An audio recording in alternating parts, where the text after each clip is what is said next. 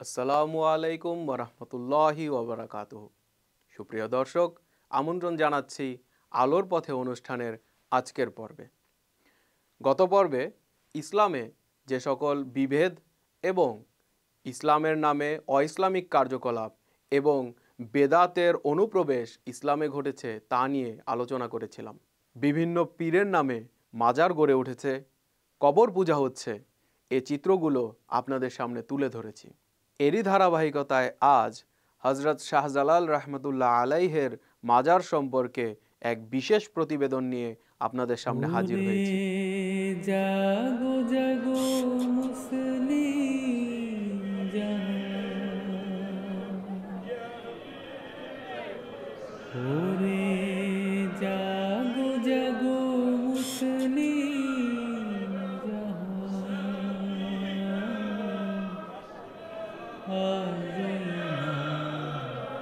ঘুমের ঘরে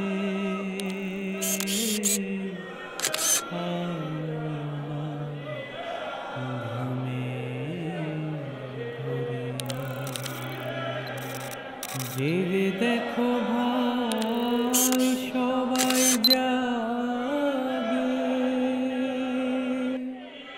সুর পড়েছে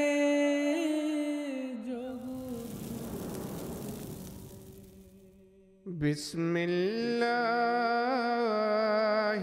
রহমানির রহিম।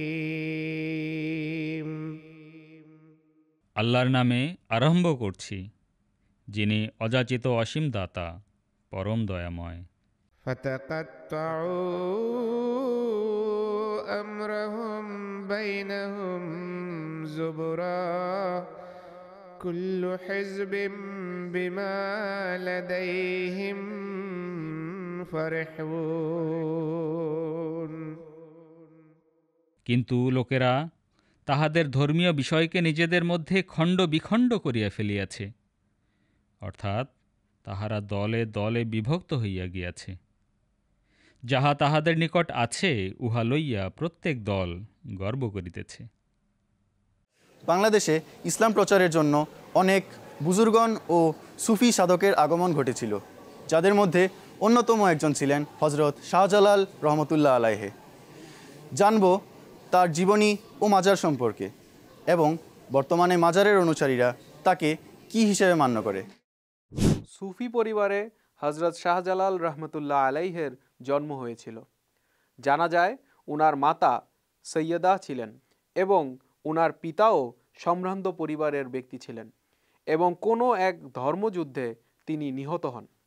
একবার হজরত শাহজালাল রহমতুল্লাহ আলাইহে স্বপ্নে দেখেন যে তিনি ইসলাম প্রচারের জন্য ভারতবর্ষের দিকে যাচ্ছেন।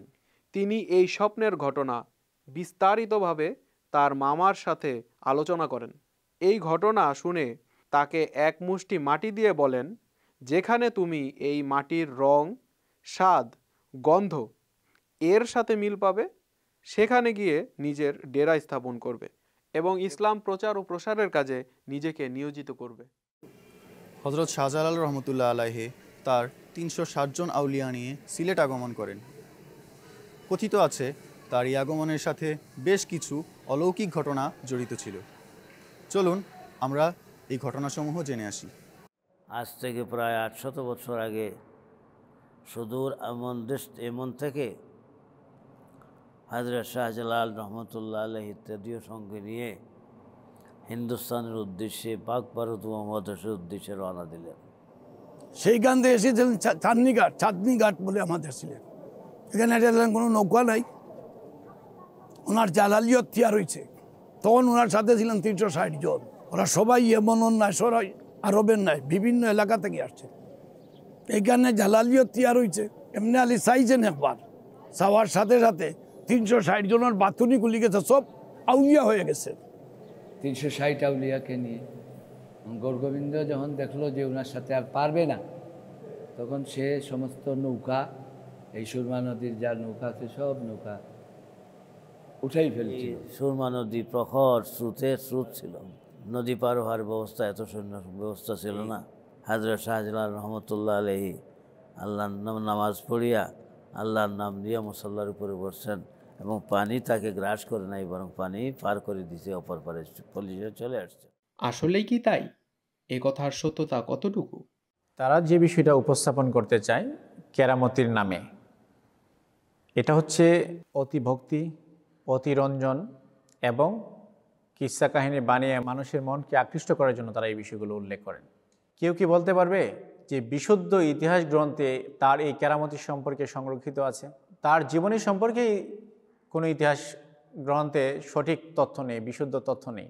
বলা হয় যে তিনি প্রচণ্ড স্রোতে 360 জনকে নিয়ে জায়নামাজে করে নদী পার হয়ে গেছেন, তার সফরসঙ্গী 360 জনের দিকে তাকিয়েছেন আর আউলিয়া হয়ে গেছে। এই বিষয়গুলোতে ইসলাম মোটেও সমর্থন করে না। হ্যাঁ, আমরা এই কথা স্বীকার করি যে তিনি সুফি ছিলেন, তিনি আধ্যাত্মিক মর্যাদা সম্পন্ন লোক ছিলেন এবং তিনি অনেক বুজুর্গ মানুষ ছিলেন, তিনি আল্লাহর ওয়ালি ছিলেন, তার মাধ্যমে ইসলাম প্রচার হয়েছে। ইসলাম প্রচার হওয়াটা আধ্যাত্মিক মানুষের মাধ্যমে এটা স্বাভাবিক বিষয়, কেননা মহানবী সাল্লাল্লাহু আলাইহি ওয়াসাল্লামের সুন্নাহ দ্বারা এই বিষয়গুলো সাব্যস্ত। 1303 সালের দিকে তিনি মাত্র 32 বছর বয়সে সিলেটের তৎকালীন হিন্দু রাজা গৌর গোবিন্দকে পরাজিত করেন এবং নিজের ডেরা সিলেটে স্থাপন করেন। মৃত্যু অবধি ইসলামের সেবায় নিজের সারাটা জীবন ব্যয় করেন। সিলেটে সর্বপ্রথম যে আজানের ধ্বনি উচ্চারিত হয়েছিল তা হযরত শাহজালাল রহমতুল্লাহ আলাইহের জীবদ্দশাতেই হয়েছিল। রাজা গৌরগোবিন্দের সাথে হজরত শাহজালাল রহমতুল্লাহ আলাইহির একটি যুদ্ধের ঘটনা অনেকের মধ্যেই প্রচলিত আছে। চলুন দর্শক, এ বিষয়ে মাজারের অনুসারীরা কি বলে তাদের মুখ থেকেই জেনে আসি। যে হযরত শাহজালাল রহমতুল্লাহ আলাই গৌরগোবিন্দের এই টিলার যেটা আছে বর্তমানে, এই টিলার সামনে গেছেন এবং আজানের ধ্বনির মাধ্যমে এক এক আজানের একটা কলমা পড়ছেন, বাক্য পড়ছেন, আর একটা আপনার মিনারের ভাঙ্গে পড়ছে। গৌরগোবিন্দ বলছিল যে আমি আর যুদ্ধ করব না, একটা ধনুক আর একটা তীর দিছিল লোহার, যে এটাকে যদি বুক দিয়ে কেউ আপনারা ভেঙে দিতে পারেন তাহলে আপনাদের সাথে আর আমাদের যুদ্ধ হবে না। তখন হযরত শাহজালাল সাহেব ওনার সঙ্গীদের মধ্যে বলছিলেন যে তোমাদের মধ্যে কার ফজরের নামাজ খোঁজা হয় নাই জীবনে? তখন ওনাদের একজন ওলি ছিলেন, উনি বলছেন যে আমার ফজরের নামাজ খোঁজা হয়নি আমার জানা মতো। তখন ওনাকে বলছেন যে তুমি বিসমিল্লাহ করে তোমার বুক দিয়ে ওই ধনুকটাকে ধাক্কা দাও। ওই ধাক্কা দেওয়ার সাথে সাথে তীর ধনুক ভেঙে গেছিল এবং গৌরগোবিন্দ বলে সরে গেছিল। এই বিষয়ে আহমদিয়া মুসলিম জামাত কি বলে চলুন জেনে আসি। গল্প বানানোর জন্য কিছু বেসিক বিষয় থাকা লাগে যেগুলো সত্য হওয়া দরকার। তো যদি সত্য না হয় তাহলে এই গল্পের কী মূল্য? যে গল্প বলা হয় যে আজান দিয়ে মিনার ভেঙে ফেলছেন, এই ধরনের কোনো ধরনের কার্যক্রম সে তখন হয় নাই। আজান দিয়ে ইসলামের শিক্ষা প্রচার করেছেন, মানুষের মাঝে ইসলামের নৈতিক শিক্ষা প্রচার করেছেন যে তোমরা আল্লাহর দিকে আসো, তোমরা দেখো ইসলাম এত সুন্দর, এটি বোঝানো হয়েছে। এটা কোনো বাহ্যিক বিষয় না যে আজান দেওয়া হচ্ছে আর মিনার পড়ে যাচ্ছে। বাকি আবার বলা হচ্ছে যে ধনুক ভেঙে ফেললো যিনি ফজর কাজা করে নাই। এই ধরনের গল্প তো অদ্ভুত গল্প, এটা তো বানানো গল্পের মতো মনে হয়, যেগুলো কিচ্ছা কাহিনীর মতো, যা আমরা পূর্বে ছোটোবেলায় শুনে আসছি। আমরা কি পূর্বের নবীদের নিদর্শন দেখি না? তারা কি কখনো এই ধরনের কাজ করেছেন? নবী রসুল্লাহ কি কষ্ট করে নাই? তাদেরকে আল্লাহ তাআলা পরীক্ষা দেন নাই? তারা কি রক্তাক্ত হয় নাই? তায়েফের ময়দানে মুহাম্মদ সাল্লাল্লাহু আলাইহি ওয়াসাল্লামকে রক্তাক্ত করা হয় নাই? আল্লাহ কি তাকে আকাশে উঠিয়ে নিয়েছেন বাঁচানোর জন্য? কোনো নবী রসুলের ইতিহাসও এটি বলে না এই ধরনের গল্প বিশ্বাস করা যায়। কোরআন এটি সাব্যস্ত করে না এই ধরনের গল্পে আমরা বিশ্বাস করি। সুতরাং ইসলামের নৈতিক শিক্ষা, কোরআনের শিক্ষা অনুযায়ী আমাদেরকে এই গল্প থেকে বিরত থাকতে হবে। উনি একজন ভালো মানুষ ছিলেন হযরত শাহজালাল রহমতুল্লাহ আলাইহি। ওনার যে ভালো কাজগুলো রয়েছে, উনি তো আমাদেরকে মাজার পূজা করতে বলেন নাই। উনি বলেন নাই যে ওনার কবরকে জিয়ারত করো, ওনার কবরের উপর গিয়ে সেজদা করো। আল্লাহ আমাদের ঘর বাড়ি বাপ মা আপনজন সমস্ত কিছু ত্যাগ করে তোমার অলির দরবারে হাজিরা দিয়ে তোমার দরবারে হাজিরা দিয়েছি। আল্লাহ আমাদের গুনার বোঝা নিয়ে বাপ মা ভাই বোন আপনজন পাড়াপড়শি প্রতিবেশী আত্মীয় স্বজন সকলের গুনার বোঝা নিয়ে আমরা গুনাহগারের দল তোমার অলির দরবারে এসে তোমার দরবারে হাত উঠেছি। আল্লাহ হজরত শাহজালাল রহমতুল্লাহ আলাইহের মাজারের খাদেমরা নিজেদের স্বার্থ হাসিল করার জন্য সাধারণ মানুষকে মাজার সম্পর্কে অতিরঞ্জিত কথাবার্তা বলে। আল্লাহ তোমার সেই দরবারে তোমার ওলির উসিলায় 360 টার ব্যবস্থা দিয়া হয় আল্লাহ। শাহজালাল সাহেবের বেলায়েতি হাতখান আমরা হাতের উপরে উঠাইয়া আমরা রেখে বিশ্বাস দেব আল্লাহ এই দরবার তোমার রহমতের দরবার। ইয়া আল্লাহ এই দরবার থেকে কোনো সাইলে তুমি এখানে বিদায় দিও না, তোমার বান্দার এখানে বিদায় দিও না আল্লাহ। জাদুটনা থেকে আল্লাহ মানুষে তুমি হেফাজতে রাখিও আল্লাহ। বড় ভয় লাগে বহু মানুষে আল্লাহ জাদুটনার কারণে পরিবার পরিজনকে বিচ্ছিন্ন করে দিয়েছে আল্লাহ। তারা এসব কথার মাধ্যমে সাধারণ ধর্মপ্রাণ মানুষকে এমনভাবে প্রভাবিত করে যার ফলে মানুষ কবরে গিয়ে কান্নাকাটি আহাজারি করে।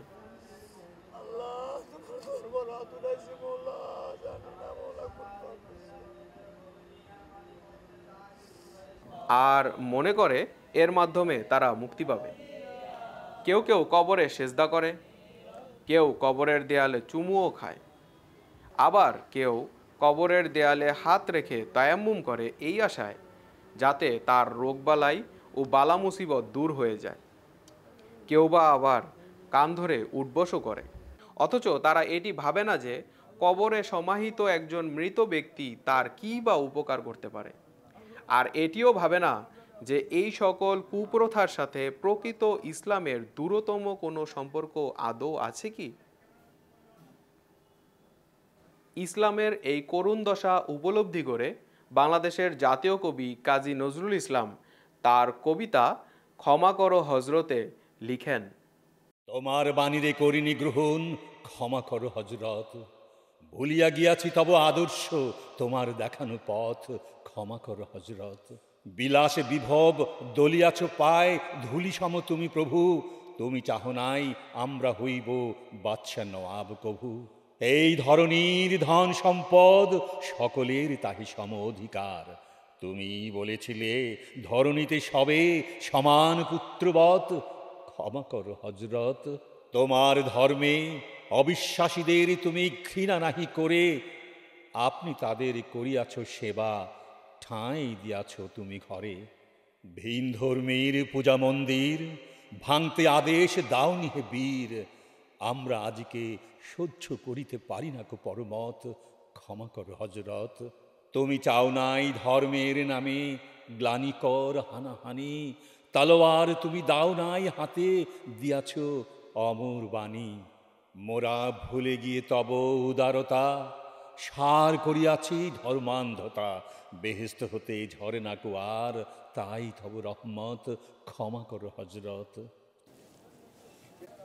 হজরত শাহজালাল রহমতুল্লাহ আলাইহের সম্পর্কে জানতে জানতে আরও একটি তথ্য শুনতে পাওয়া যায়। হজরত শাহজালাল রহমতুল্লাহ আলাইহের একজন ভাগিনা ছিলেন যার নাম হজরত শাহপরান রহমতুল্লাহ আলাইহে।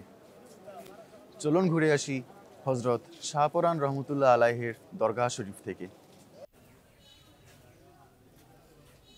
হজরত শাহপরান রহমতুল্লাহ আলাইহে আল্লাহর একজন অলি ছিলেন।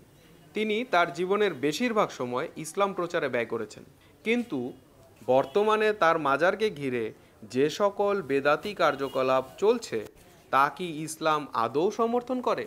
হজরত শাহপরান রহমতুল্লাহ আলাইহে হচ্ছেন হজরত শাহজালাল রহমতুল্লাহ আলাইহের আপন ভাগ্নে। হজরত শাহপরান রহমতুল্লাহ আলাইহে প্রাথমিক শিক্ষা গ্রহণ করেন সৈয়দ কামাল উদ্দিন সাহেবের কাছ থেকে।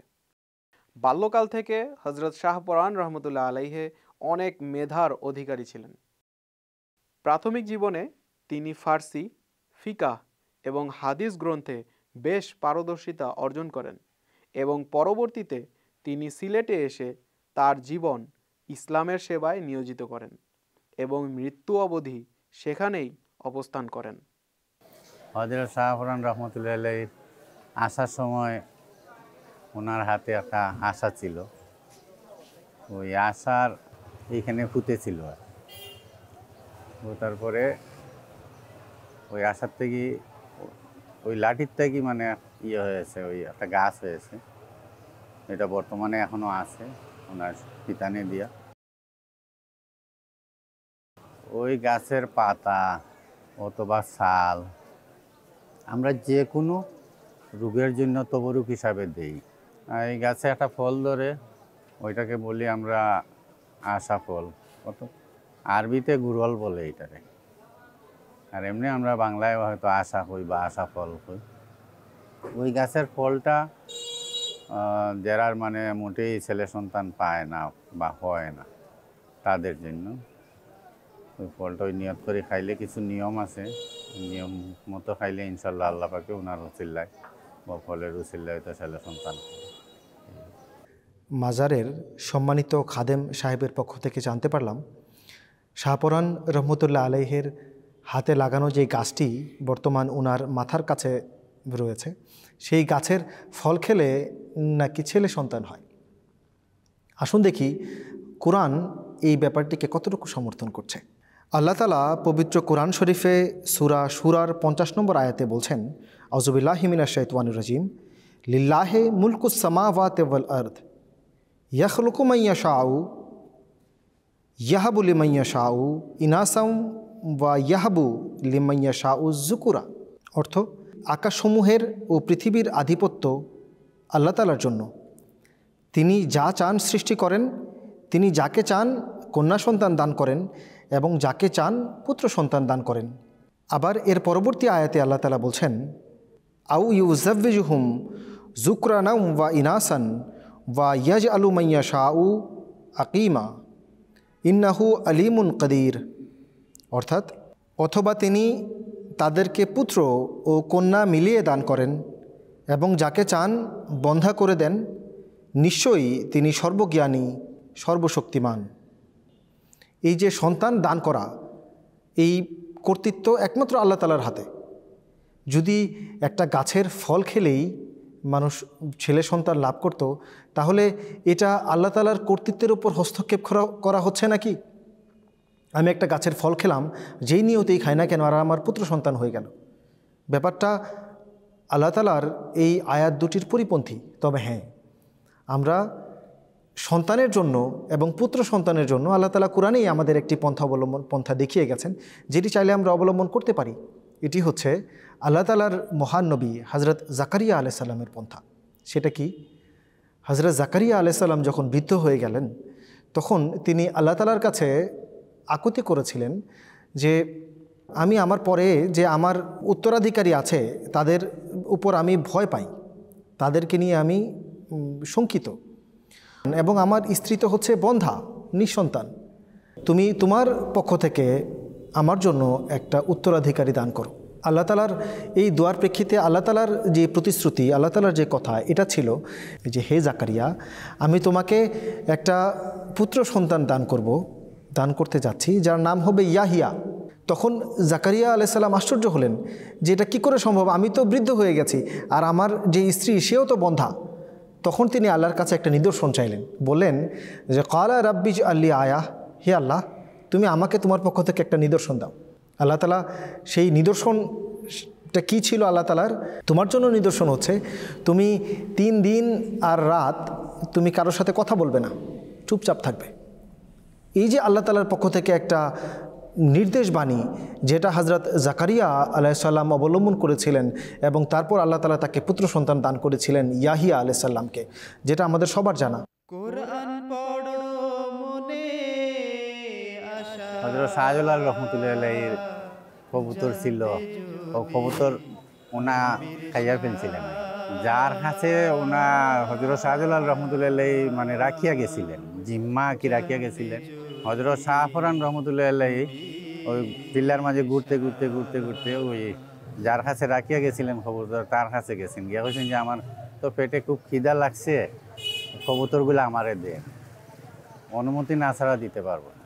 ওনার কাছে আবার ওনার চাইয়া জুড়ে কি হাত বাড়াইয়া জুড়ে আনিয়া কবুতর খাইয়া ফেলছে। খাওয়ার পরে ওই যতটা মানে যে 2টা বা 4টা কবুতর আসছিল যেগুলো খাইছেন, ওই ফোরগুলারে ওনার ব্যাগের ভিতরে রাখছিল। ওনারে আনা হয়েছে হযরত শাহজালাল রহমতুল্লাহ সামনে, বলে যে তুমি আমার কবুতরগুলা কিভাবে খাইলা, তোমার তো দেখতে একজন মানুষ বা ফকির মানুষের মতন, আল্লাহর ওলির মতন, তুমি কিভাবে খাইলা বিনা অনুমতি? তখন ওনা বলছিল যে মামা, যদি আপনি চাইন তা আমি আপনার কবুতর দিলেই। হযরত শাহজালাল রহমতুল্লাহ বললেন যে তুমি ঠিকই পারবা দিতে। বলে হ্যাঁ, আপনি বললেই আমি দিতে পারবো। ঠিক আছে, দেখি চাই দোয়া চাই। তখন ওনা ওই পশমগুলা বার করিয়া আল্লাহর হুকুম ছু বিসমিল্লাহ হইয়া ফু দিছেন। ফু দেওয়ার বাদে এই যে যতটা পশম আছিল ততটা মানে কবুতর হয়ে গেছে। এই যে একটা মোজেজা দেখানোর ঘটনা, এই ঘটনাকে তারা হযরত শাহ পরান রহমতুল্লাহ আলাইহের উপর আরোপ করে, কিন্তু তার নেপথ্যে যেই সূচনা তারা করে এই ঘটনার মোজেজার, এটি অবশ্যই এবং অবশ্যই একজন অলির মর্যাদার পরিপন্থী, মর্যাদার বিপক্ষে যায়। একটু দেখেন যে আমরা সাধারণ মানুষরা কখনো কি ভাবতে পারি যে আল্লাহর একজন ওলি হয়ে একটা কবুতর তিনি আরেকজনের কাছ থেকে ছিনিয়ে নিতে পারেন? আমরা কখনো ভাবতে পারি যে এই একটা কবুতর, যার কবুতর, তার কোনো রকম অনুমতি না নিয়ে, তার কোনো রকম পারমিশন না নিয়ে সেই কবুতর তিনি খেয়ে ফেলছেন? সাধারণ মানুষের ক্ষেত্রেও এটাকে ইসলাম কখনো সমর্থন করে না। একজন আল্লাহর ওলি হয়ে এই কাজ তিনি কিভাবে করতে পারেন? হ্যাঁ, আল্লাহর ওলি হিসেবে তিনি মোজেজা দেখাতে পারেন। হযরত মুহাম্মদ মুস্তাফা সাল্লাল্লাহু আলাইহি ওয়াসাল্লাম তার জীবনে অসংখ্য মোজেজা দেখিয়েছেন। আল্লাহর অন্যান্য নবী রাসূলরা এবং মুহাম্মদ সাল্লাল্লাহু আলাইহি ওয়াসাল্লাম এবং প্রত্যেকটা নবীর অনুসারী, তারপরে যেই খেলাফত ছিল, খলিফারা, তার অনুসারীরা এবং বিভিন্ন সময়ে ওনার সাহাবায়ে কেরামরা অসংখ্য মোজেজা দেখিয়েছেন এবং এখনও দেখাচ্ছেন। আল্লাহর ওলিরা এই কাজ করে থাকেন, কিন্তু এই মোজেজাকে কেন্দ্র করে আমরা মনের অজান্তেই আল্লাহর এই মহান ওলি হযরত শাহ পরান রহমতুল্লাহ আলাইহে ওনার ওপর নাউজুবিল্লাহ এবং নাউজুবিল্লাহ চরিরা অপবাদ আরোপ করছি। এর জন্য একটু ভাবা উচিত, একটু চিন্তা করে ঘটনা বলা উচিত। যখন আমরা একটা মোজেজার উপস্থাপন করব, আল্লাহ এবং তার রসুলরা যখনই কোনো রকম মোজেজা দেখায়, তার নেপথ্যে থাকে আল্লাহ তাআলার একত্ববাদের প্রচার। আল্লাহর ওলিরা যখনই কোনো মোজেজা দেখায়, তার নেপথ্যে থাকে ইসলামের আনন্দ সৌন্দর্যের শিক্ষা, ইসলামের যে সাম্যের শিক্ষা, এটি জগৎব্যাপী ছড়িয়ে দেয়া, এর থেকে যেন মানুষরা উপকৃত হয়। কিন্তু আমি যদি আমার কোনো অপরাধ, আমার দ্বারা কৃত কোনো রকম খারাপ কাজকে ঢাকার জন্য পরবর্তীতে মোজেজা দেখাই, তাহলে আসলেই কি এটা মোজেজা হিসেবে পরিগণিত হবে? এটা মোজেজা বলে গণ্য হবে? খাদেমদের ভুল শিক্ষা প্রচারের কারণে সাধারণ মানুষ তার কবরে সেজদা করছে, নামাজ পড়ছে, কোরআন পাঠ করছে, কান ধরে উঠবস করছে এবং আরও নানাবিধ বেদাতি এবং শিরকি কাজে লিপ্ত হয়ে যাচ্ছে।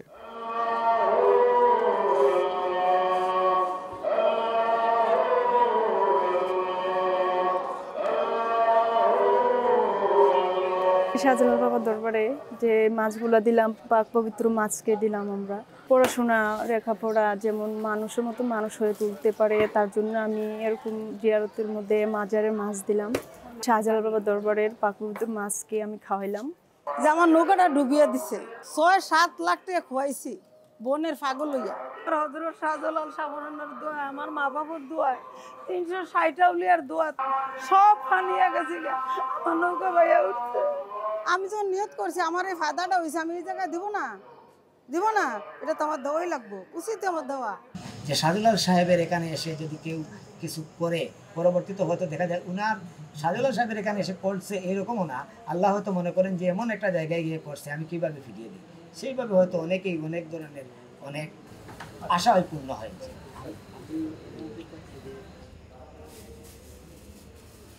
হযরত শাহজালাল রহমতুল্লাহ আলাইহি এর মাজারে মোমবাতি, আগরবাতি, টাকা পয়সা এবং বিভিন্ন দ্রব্যাদি দিয়ে মানত করা হয়।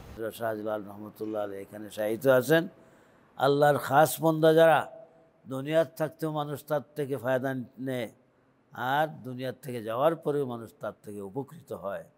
কারণ উনি এত বড় ওলি ছিলেন, ওনার সারা জীবন আল্লাহর খেদমতে কাটিয়েছেন এবং পৃথিবী যতদিন আছে ততদিন আল্লাহ পাক ওনাকে এই দরবারকে মুআজিজা হিসাবে রাখবেন। এখানে যে এসে ওনার উসিলা নিয়ে আল্লাহর কাছে চাইবে, আল্লাহ তার আশা পূর্ণ করবে। যেমন আমি নিজেও তো আমার পরীক্ষার আগে একটা বাতি এখানে দিয়ে গেছি, পরীক্ষাতে ফাঁসও করছি এবং নিজে একটা দুরূদ শরীফ পড়ে গেছি, একটা আগরবাতি দিয়ে গেছি, এখনও আমরা দেই। আমার বাচ্চাদের পরীক্ষা হয়, পরীক্ষার আগে আমরা এসে একটা বাতি দিয়ে যাই। চলুন শুনে আসি মাজারে মানত করার বিষয়ে আহমদিয়াত তথা প্রকৃত ইসলাম কি বলে। ইসলাম একেবারেই মাজারে গিয়ে মানত করা, মাজারে গরু ছাগল দেওয়া, মোমবাতি জ্বালানো, আগরবাতি জ্বালানো, এটা সম্পূর্ণভাবে নিষেধ করে। নবী করিম সাল্লাল্লাহু আলাইহি ওয়াসাল্লাম অন্তিম মুহূর্তে তিনি তার উম্মতকে সতর্ক করে গেছেন আর বলছেন, লানাতুল্লাহি আলাল ইয়াহুদ ওয়ান নাসারা, যে ইহুদি এবং খ্রিস্টানদের উপর অভিসম্পাত, লানত, কেননা তারা তাদের নবীদের কবরগুলোকে মসজিদ বানিয়েছে, সিজদাস্থলে পরিণত করেছে।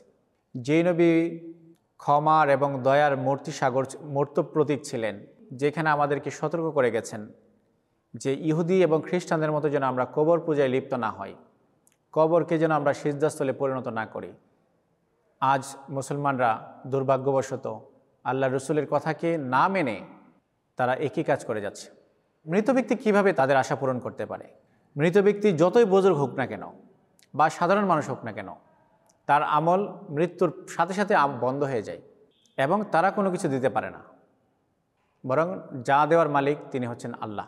আল্লাহ ভিন্ন অন্য কেউ দিতে পারেন না। আমরা যা চাবো আল্লাহর কাছে চাইব। আজকাল যারা বলে যে আমি অনেক পাপ করেছি, কবরের কাছে এসে কানে ধরে উদ্ভস করে আর বলে যে আমি আমার পাপের জন্য তওবা করছি। কবরের কাছে তওবা করার জায়গা না তো, তওবা করার জায়গা মসজিদ। আমি যদি হৃদয় থেকে যদি তওবা করি, মসজিদে গিয়ে যদি আমি আল্লাহ তাআলার দরবারে কান্নাকাটি করি, সিজদায় যদি আমি আল্লাহ তাআলার দরবারে কান্নাকাটি করি, তাহলে আল্লাহ তাআলা আমাদের দোয়া শুনবেন এবং আমাদের এই অন্তরে এই বাসনা পোষণ করতে হবে যে আজকের পর থেকে আমরা এই জাতীয় আর কোনো কাজ করব না। তাহলে আল্লাহ তাআলা খুশি হন বান্দার এই তওবার মাধ্যমে। যদি বান্দা তওবা করে সঠিকভাবে, তাহলে আল্লাহ তাআলা বান্দার তওবা কবুল করেন। মহানবী সাল্লাল্লাহু আলাইহি ওয়াসাল্লাম বলেছেন যে বান্দা যখন সিজদায় যায় তখন যেন আল্লাহ তাআলাকে বেশি করে ডাকে, আর সেই সময় আল্লাহ তাআলা বান্দার দোয়া বেশি শোনেন। এবং আরও অন্যান্য বিষয় উল্লেখ করে দিয়েছেন। আজান এবং ইকামাতের মাঝখানে যেন আমরা বেশি বেশি দোয়া করি, তাহলে আল্লাহ তাআলা দোয়া শুনবেন। হ্যাঁ, কবর জিয়ারত করা যায়, কবর দর্শন করা যায়। আর এই ব্যাপারে নবী করিম সাল্লাল্লাহু আলাইহি ওয়াসাল্লামও আমাদেরকে নির্দেশনা প্রদান করেছেন। তিনিও একবার যখন মদিনার কবরের পাশ দিয়ে যাচ্ছিলেন, তিনি দোয়া করেছেন যে আসসালামু আলাইকুম ইয়া আহলাল কবরে ইয়াগফিরুল্লাহু লানা ওয়া লাকুম আনতুম সালাফুনা ওয়া নাহনু বিল আসর, যে হে কবরবাসীগণ, তোমাদের উপর শান্তি বর্ষিত হোক, আল্লাহ আমাদের এবং তোমাদেরকেও ক্ষমা করুন। তোমরা আগে আগে যাও আর আমরা তোমাদের পশ্চাতে আসছি বা তোমাদের পিছন পিছন আসছি। এখানে নবী করিম সাল্লাল্লাহু আলাইহি ওয়াসাল্লাম আমাদেরকে শিক্ষা দিয়েছেন আমরা যেন তাদের জন্য এবং আমাদের জন্য ক্ষমা প্রার্থনা করি আল্লাহ তাআলার দরবারে। আমি শাহজালালের মাজারে আইসা ভাই আমি দুহাত তুল্লা কাঁদতেছি বাবার দরবারে। বাবার উসিলায় আমার অনেক কিছু ভাই পূর্ণ হয়েছে মনের আশা। মুরগিও দিছি এই গত কয়েকদিন আগে, এর আগে আমি টাকা দিছি, একটা খাসি দিছি, আর আশা করছি আমি আরো গরু দিমু। বাবা আমি মাজারে আসছি তোমার উসিলায় গো দয়ার আল্লাহ, তুমি এই ওলির উসিলায় গো আল্লাহ, তুমি আমাকে সব কিছু দান করে দিয়ে দাও।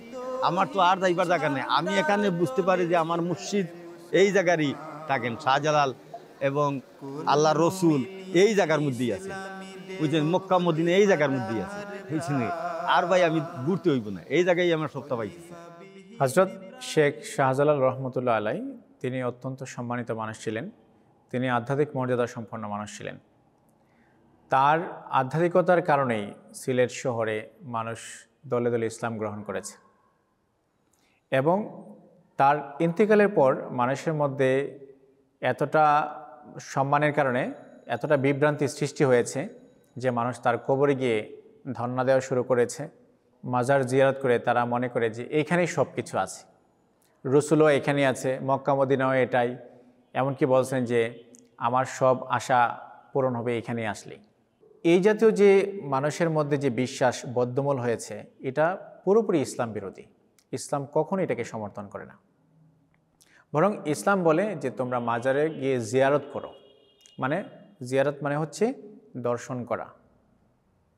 আর কবরে যাওয়ার ব্যাপারে আল্লাহ রসুল সাল্লাল্লাহু আলাইহি ওয়াসাল্লাম নসিহত এই জন্য করেছেন, মৃত্যু আল্লাহকে স্মরণ করায়।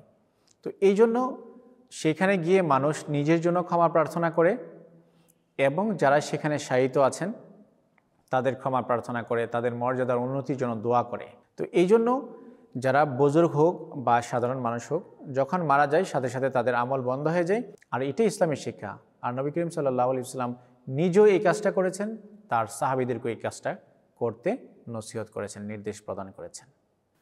প্রতিশ্রুত মসিহ ও ইমাম মাহদী আলাইসাল্লাম তার রচিত একটি নজমে মুসলিম উম্মার উদ্দেশ্যে লিখেন, कभी नुसरत नहीं मिलती दरे मौला से गंदों को, कभी जाए नहीं करता वो अपने नेक बंदों को। নোংরাদের কখনো প্রভুর পক্ষ থেকে সাহায্য লাভ হয় না, নিজ পুণ্যবান দাসদের তিনি কখনো নষ্ট করেন না। वही उसके मुकर्रब है जो अपना आप खोते हैं, नहीं रह उसकी आली बारगाह तक खुद पसंदों को, नहीं रह उसकी आली बारगाह तक खुद पसंदों को। তারাই তার নৈকট্যপ্রাপ্ত যারা আত্মবিলীন করে, তার মহান দরবারে অহংকারকারীদের কোনো উপায় নেই, তার মহান দরবারে অহংকারকারীদের কোনো উপায় নেই। यही तदबीर है प्यारो के मांगो उससे कुर्बत को, उसी के हाथ को ढूंढो, जलाओ सब कमंदों को,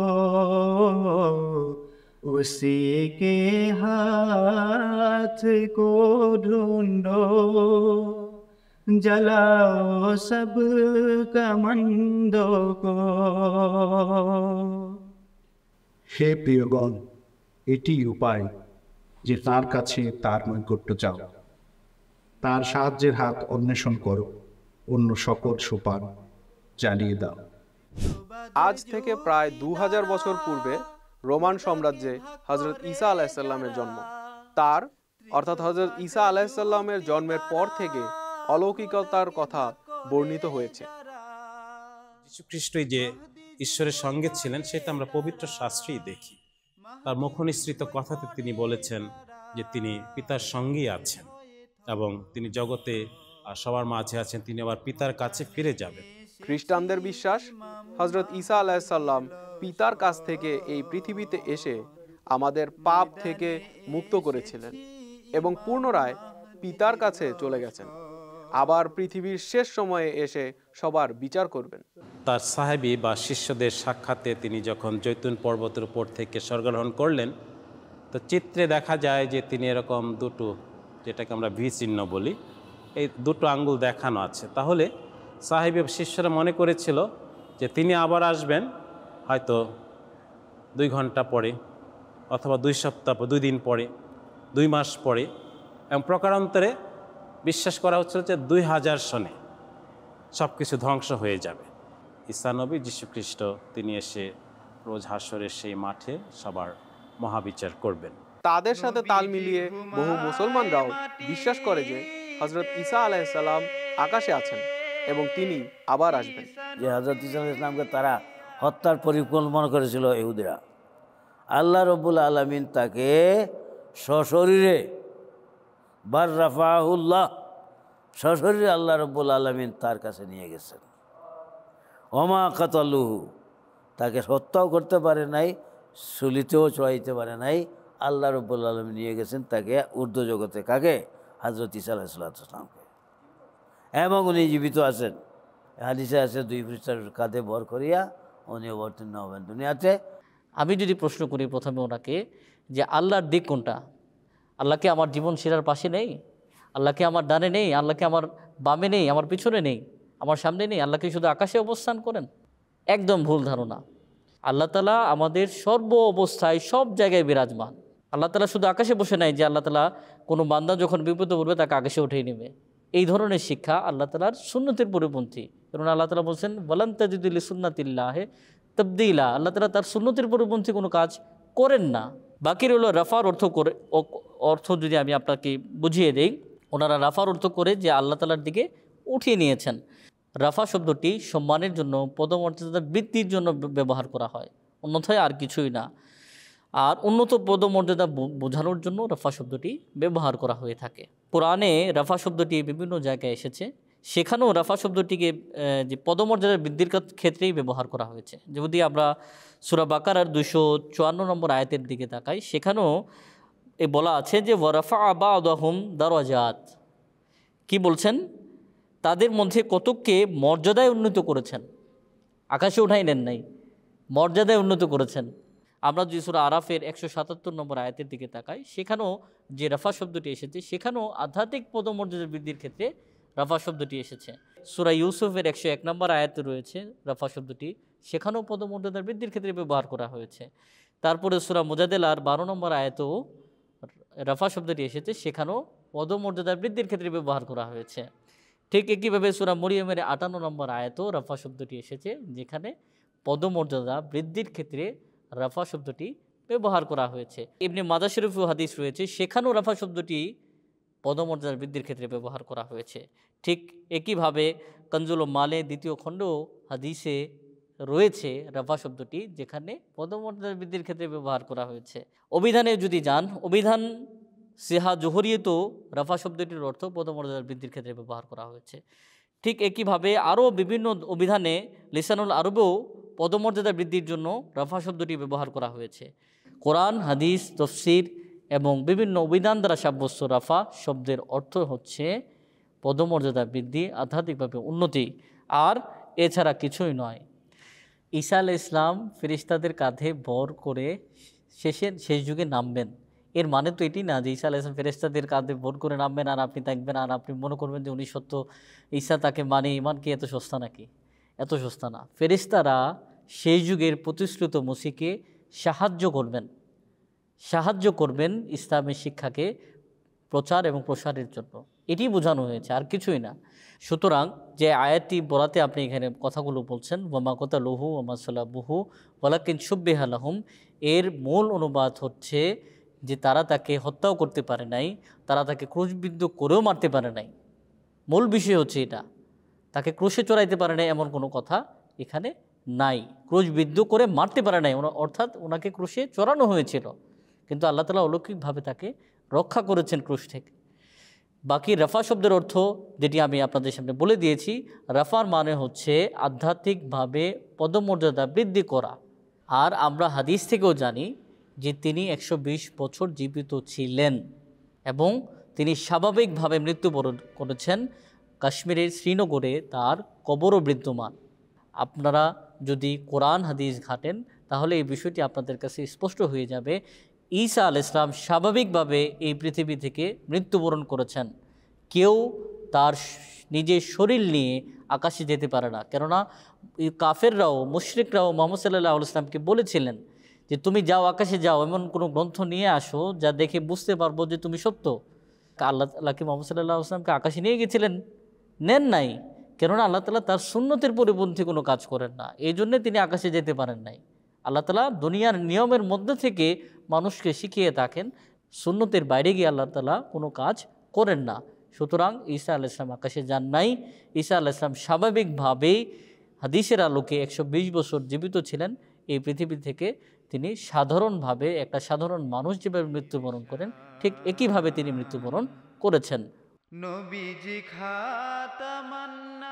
মহানবী হজরত মুহাম্মদ সাল্লাল্লাহু আলাইহি সাল্লাম আখিরি জামানায় উম্মতের সংশোধনের উদ্দেশ্যে একজন মসিহ ও মাহাদির আবির্ভাবের ভবিষ্যৎবাণী করেছেন। আর সেই মাহাদির আবির্ভাবের অনেকগুলো লক্ষণও তিনি সাল্লাল্লাহু আলাইহি সাল্লাম বর্ণনা করেছেন। এগুলোর মধ্যে দাজ্জালের প্রকাশ ঘটবে।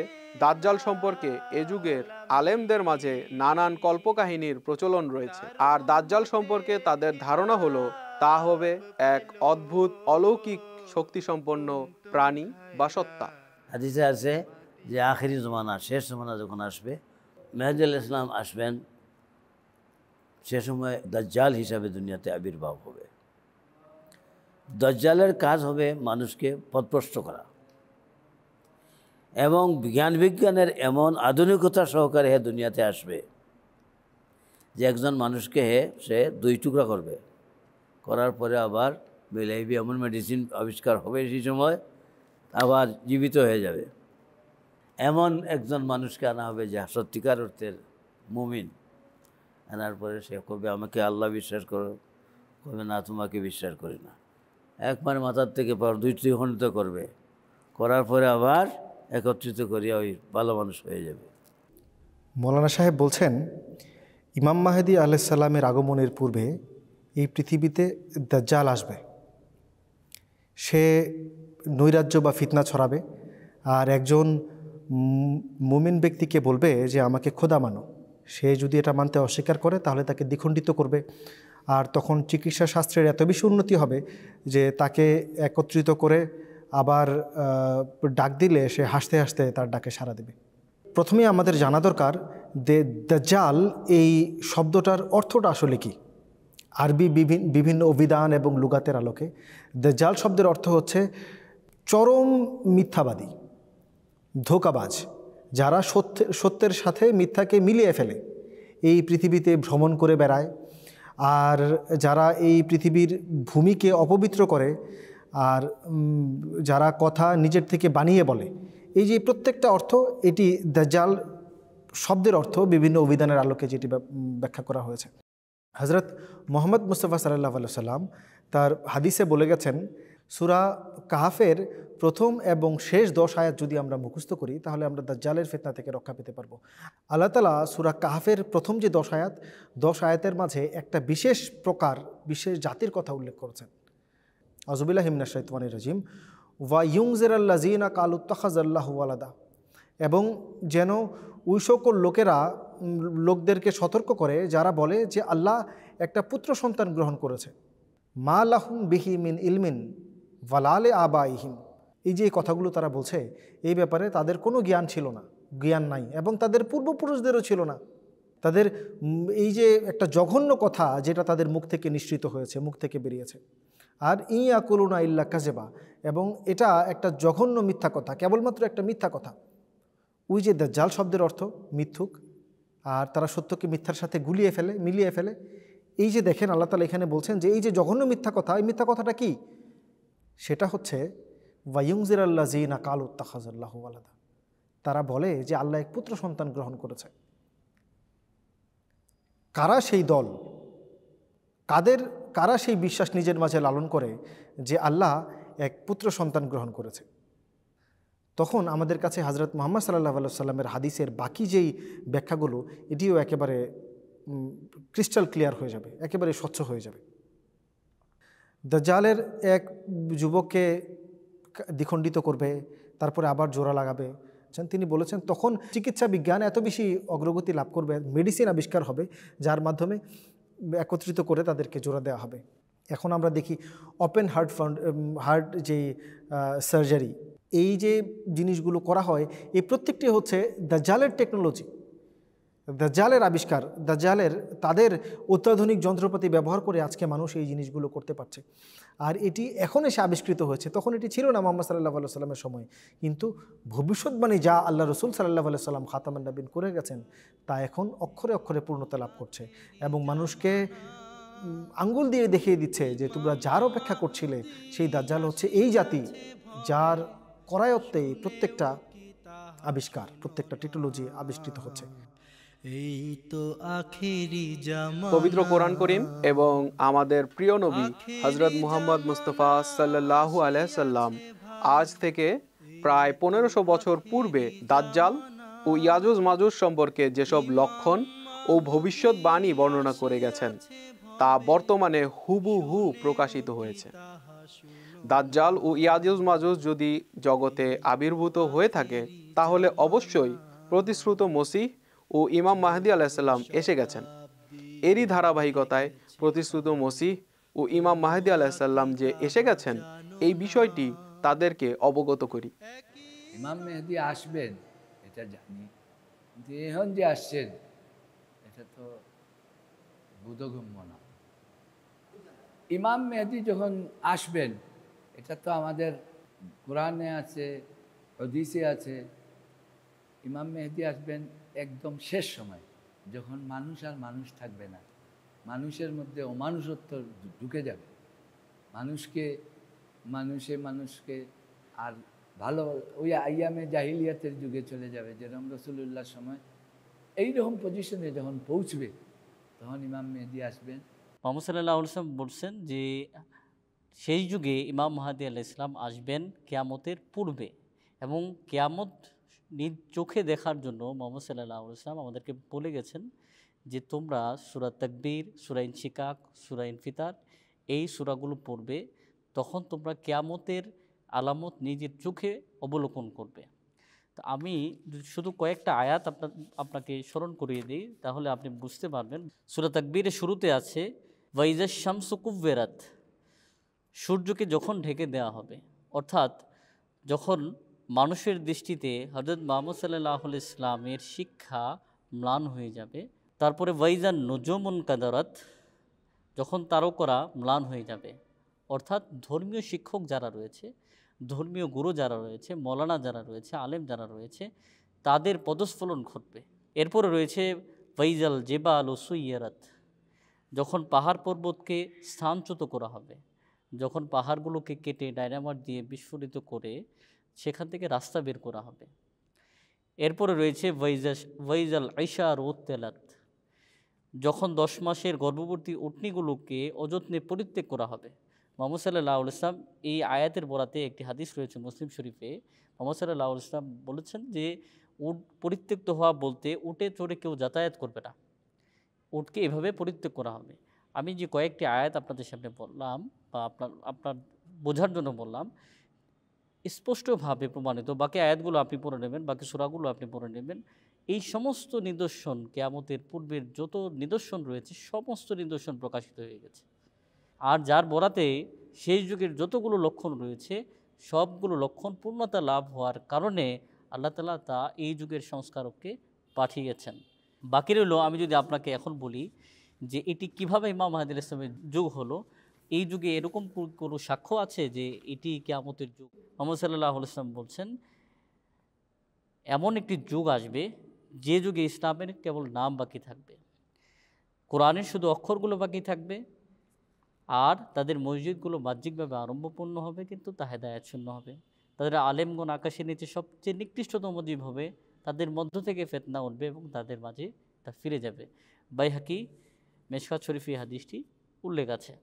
তার মানে মুহাম্মদ সাল্লাল্লাহু আলাইহি ওয়াসাল্লাম বলেছেন এমন একটা যুগ আমাদের মাঝে আসবে যখন ইসলামের শিক্ষা পুরোপুরিভাবে পৃথিবী থেকে উঠে যাবে। তখন একজন সংস্কারক আমাদের মাঝে আসতে হবে, যিনি এই অবস্থা থেকে আমাদেরকে উত্তরণ করবেন।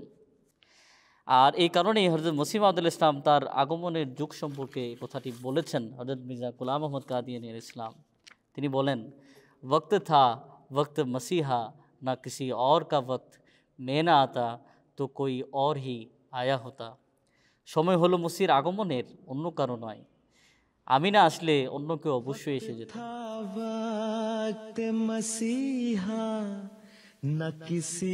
আহমদিয়া মুসলিম জামাতের সদস্যরা সেই প্রতিশ্রুত মসিহ হিসাবে হযরত মির্জা গোলাম আহমদ কাদিয়ানী আলাইহিস সালামকে মান্য করে তার হাতে বয়াত গ্রহণ করেছেন। পাঞ্জাবে কাদিয়ান গুরুদাসপুর আছে এখানে এক জায়গা, এখানে তার আবির্ভাব, সে নবুয়তির দাবি করছে এবং তার অনুসারীরা মুহাম্মদুর রাসূলুল্লাহ সাল্লাল্লাহু আলাইহি ওয়াসাল্লামকে শেষ নবী মানে না। সেরকম শেষ নবী মানে কাকে? এই গোলাম আহমদ কাদিয়ানীকে। ওলাকিন রসুল্লাহ, আল্লাহ তাআলা বলতেছেন ওলাকিন রসুল্লাহ খাতামান নবীন, আর গোলাম আহমদ কাদিয়ানী বলতেছে সে শেষ নবী এবং ওহীরও দাবি করে, তার কাছে ওহী আসে। মা কানা মুহাম্মাদুন আবা আহাদিম মির রিজালিকুম ওয়ালাকির রাসূলুল্লাহি ওয়া খাতামান নাবিয়্যিন ওয়া কানা আল্লাহু বিকুল্লি শাইইন আলিমা। অর্থাৎ মুহাম্মদ সাল্লাল্লাহু আলাইহি ওয়াসাল্লাম তোমাদের পুরুষদের মধ্যে কারো পিতা নন, কিন্তু তিনি আল্লাহর রসুল এবং খাতামান নবীন অর্থাৎ নবীগণের মোহর। আর আল্লাহ সকল বিষয়ে সর্বজ্ঞাত। পবিত্র কোরআনের এই আয়াত আহমদীরা মনে প্রাণে বিশ্বাস করেন এবং হজরত মুহাম্মদ সাল্লাল্লাহু আলাইহি ওয়াসাল্লামকে যত অর্থে খাতামান নবীন মানা যায়, আমরা সব অর্থে হজরত মুহাম্মদ সাল্লাল্লাহু আলাইহি ওয়াসাল্লামকে খাতামান নবীন বলে বিশ্বাস করি এবং মান্য করি। যিনি ইমাম মাহদী হবার দাবি করেছেন, যিনি এই যুগে উম্মতি নবী হবার দাবি করেছেন, খাতামান নবীন সম্পর্কে তিনি কি বলেছেন, আমি তার লেখনী থেকে একটি অংশ আপনাদেরকে শোনাতে চাই। খাতামান নবীন এর প্রকৃত তত্ত্ব ও তাৎপর্য সম্পর্কে হজরত মসিহ মাউদ আলাইহিস সালাতু ওয়াস সালাম বলেন, স্মরণ রাখতে হবে, আমার এবং আমার জামাতের বিরুদ্ধে অভিযোগ করা হয় আমরা রাসূলুল্লাহ সাল্লাল্লাহু আলাইহি ওয়াসাল্লামকে খাতামান নবীন বলে বিশ্বাস করি না। এটা আমাদের বিরুদ্ধে ডাহা মিথ্যারূপ বয় আর কিছুই নয়। আমরা যে প্রত্যয়, দৃঢ় বিশ্বাস ও যে অন্তর্দৃষ্টি দিয়ে মহানবী সাল্লাল্লাহু আলাইহি ওয়াসাল্লামকে খাতামুল আম্বিয়া বলে বিশ্বাস করি, তার লক্ষ ভাগের এক ভাগও অন্যরা মানে না। মালফুজাত প্রথম খণ্ড পৃষ্ঠা 342। হজরত মির্জা গোলাম আহমদ কাদিনী আলাইহিস সালাতু ওয়াস সালাম তিনি এখানে খাতামান নবীনের কি তাৎপর্য সেটা উল্লেখ করে দিয়েছেন, কি মহত্ব সেটা উল্লেখ করে দিয়েছেন। আমরা হজরত মুহাম্মদ সাল্লাল্লাহু আলাইহি ওয়াসাল্লামকে যেভাবে বলেছি খাতামান নবীন, যত অর্থ রয়েছে আরবি অভিধান অনুযায়ী আমরা সব অর্থে মুহাম্মদ সাল্লাল্লাহু আলাইহি ওয়াসাল্লামকে খাতামান নবীন বলে মান্য করি। এখন প্রশ্ন হলো, তাহলে তিনি কি নবী দাবি করেছেন? তিনি উম্মতি নবী হবার দাবি করেছেন। যে ব্যক্তি আল্লাহ এবং তার রসুল সাল্লাল্লাহু আলাইহি ওয়াসাল্লামের পুঙ্খানুপুঙ্খ অনুসরণ করবে, আনুগত্য করবে, যে ফানাফির রসুল হয়ে যাবে, অর্থাৎ রসুলের মধ্যে যে বিলীন হয়ে যাবে, আল্লাহ তাআলা তাদেরকে মর্যাদায় উন্নতি দান করেন, তাদেরকে আল্লাহ তাআলা নৈকট্য দান করেন, তাদেরকে আল্লাহ তাআলা ভালোবাসেন। আর ভালোবাসার প্রমাণ কি? আল্লাহ তাআলা তাদের উপর ওহী করেন। আল্লাহ তাআলা পবিত্র কোরআনে বলেছেন, ইন্নাল্লাযিনা ক্বালু রাব্বুনাল্লাহ সুম্মা ইসতাকামু তাতানাজ্জালু আলাইহিমুল মালায়েকা আল্লা তাখাফু ওয়া লা তাহজানু ওয়া আবশিরু বিল জান্নাতিল্লাতী কুনতুম তুআদুন। বলেন, নিশ্চয়ই যারা বলে যে আল্লাহ আমাদের প্রভু প্রতিপালক এবং এতে অবিচল থাকে, আল্লাহ কি করেন? আল্লাহ বলছেন যে তাতানাজ্জালু আলাইহিমুল মালায়েকা, এমন ব্যক্তিদের উপরে আল্লাহ তাআলার ফেরেশতা অবতীর্ণ হয়। আর কি বলেন? আল্লাহ তাখাফু, তোমরা ভয় পেও না, ওয়ালা তাহজানু, আর তোমরা দুশ্চিন্তাগ্রস্ত হয় না, ওয়া আবশিরু বিল জান্নাতিল্লাতী কুনতুম তুআদুন, তোমরা সেই জান্নাতের তোমরা সুসংবাদ গ্রহণ করো যার প্রতিশ্রুতি তোমাদেরকে দেওয়া হয়েছে। এই আয়াত থেকে পরিষ্কার বোঝা যায় যে যারা বলে যে আল্লাহ আমাদের প্রভু প্রতিপালক এবং এতে অবিচল থাকে, আল্লাহ তাআলা এমন ব্যক্তিদেরকে সুসংবাদ দিচ্ছেন যে তাদের উপর ফেরেশতা নাযিল হয়। একই সাথে আমরা হাদিসও জানতে পারি যে শেষ যুগে আল্লাহ তাআলা ঈসার উপরে ওহী করবেন। মুসলিম শরীফ কিতাবুল ফিতনে রয়েছে যে আওহাল্লাহু তাআলা ইলা ঈসা, আল্লাহ তাআলা ঈসা আলাইহিস সালামের উপরে ওহী করবেন। যদি ওহীর দরজা বন্ধ হয়ে যায় তাহলে আল্লাহ তাআলা আবার কেন ওহী করবেন? অতএব আল্লাহ তাআলার কোনো সিফত বিলুপ্তি নয়, বরং আল্লাহ তাআলা পূর্বে শুনতেন, এখনও শোনেন, আগে পূর্বে আল্লাহ বলতেন, এখনও বলেন।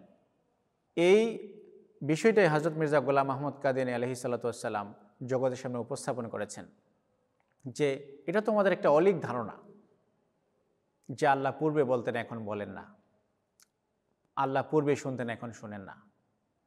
তিনি দ্ব্যর্থহীনভাবে জগতের সামনে ঘোষণা করেছেন, আল্লাহ যেভাবে পূর্বে শুনতেন এখনও শোনেন, যেভাবে পূর্বে বলতেন এখনও বলেন। অতএব এই অর্থে আমরা হযরত মির্জা গোলাম আহমদ কাদিনী আলাইহিস সালাতু ওয়াস সালামকে, তিনি যেহেতু আল্লাহর পক্ষ থেকে ওহি লাভ করে ইমাম মাহদী হবার দাবি করেছেন। আমরা কোরআন হাদিস অনুযায়ী সত্য পেয়েছি এবং সত্যের মানদণ্ডে তাকে যাচাই করে দেখেছি, আমরা তাকে গ্রহণ করেছি। মহানবী হজরত মুহাম্মদ মুস্তফা সাল্লাল্লাহু আলাইহি সাল্লাম প্রদত্ত সুসংবাদ ও ভবিষ্যৎবাণী অনুযায়ী যথা সময়ে অর্থাৎ হিজরি 14 শতাব্দীর শিরোভাগে ইমাম মাহদী আলাইহিস সালাম আগমন করেন। আর তিনি হলেন আহমদিয়া মুসলিম জামাতের পবিত্র প্রতিষ্ঠাতা হজরত মির্জা গুলাম আহমদ কাদিয়ানী আলাইহিস সালাম, যিনি 1835 খ্রিস্টাব্দে ভারতের পাঞ্জাব প্রদেশের গুরুদাসপুরে অবস্থিত কাদিয়ান নামক গ্রামে জন্মগ্রহণ করেন। আল্লাহ তাআলার ঐশী নির্দেশে 1889 সনে এই জামাত প্রতিষ্ঠা করেন। হাদিসের ভবিষ্যৎবাণী অনুসারে আল্লাহ তাআলা তাকে প্রতিশ্রুত ঈসা মসিহ তথা রূপক ঈসার মর্যাদাতেও ভূষিত করেন। আহমদিয়া মুসলিম জামাতের পবিত্র প্রতিষ্ঠাতা হজরত মির্জা গোলাম আহমদ কাদিয়ানী প্রতিশ্রুত মসিহ ও মাহদী আলাইহিস সালাম 1908 সালের 26শে মে ইন্তেকাল করেন। তার মৃত্যুর পর আল্লাহ তাআলার প্রতিশ্রুতি এবং রাসূলুল্লাহ সাল্লাল্লাহু আলাইহি সাল্লামের ভবিষ্যৎবাণী অনুযায়ী এ জামাতে খেলাফত প্রতিষ্ঠিত হয়েছে। আজ আল্লাহ তাআলার অশেষ ফজলে আমাদের মাঝে আহমদিয়া মুসলিম জামাতের পঞ্চম খলিফা বিদ্যমান রয়েছে, যার পবিত্র নাম হজরত মির্জা মাসরুর আহমদ আইয়াদাহুল্লাহ তাআলা মিনাসরাহিল আজিজ। সুধী দর্শক মণ্ডলী, আহমদিয়া মুসলিম জামাতের বিষয়টিকে নিরপেক্ষ হৃদয়ে যাচাই করে দেখার জন্য অনুরোধ জানাচ্ছি। আহমদিয়াতের ভুবনে আপনাদেরকে স্বাগতম জানিয়ে আমাদের আজকের আলোর পথের অনুষ্ঠান এখানেই শেষ করছি। আসসালামু আলাইকুম ওয়া রাহমাতুল্লাহি ওয়া বারাকাতুহু।